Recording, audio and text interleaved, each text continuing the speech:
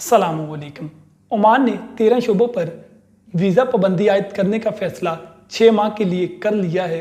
Ministry of labour का कहना है कि पाबंदी का इतलाक 1 सितंबर से होगा। वो 13 दर्ज झैल शोबे हैं जिनके वीज़ा बंद हो रहे हैं।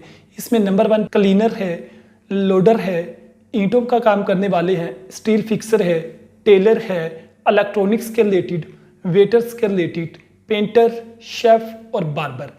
ये वो कैटेगरीज हैं जिनके वीज़ा बंद हो रहे हैं। अभी आपके पास टाइम है 15 दिन। अगर आप ओमान में आना चाहते हैं तो आपके पास 15 दिन है। आप 15 दिन के अंदर अपना प्रोसेस कंप्लीट कर लें। 1 सितंबर के बाद किसी भी एजेंट को पैसे मत दें, क्योंकि वीज़े बंद हो चुके होंगे, तब आपको वीज़े इशू नहीं होंगे। इसका इतलाक जस्ट नए आने वाले लोगों पर है। जो लोग ऑलरेडी ओमान में इन शोबों में काम कर रहे हैं, अगर उनका वीज़ा ख़त्म होगा तो उसी नॉर्मल प्रोसेस के थ्रू वो अपने वीज़ा को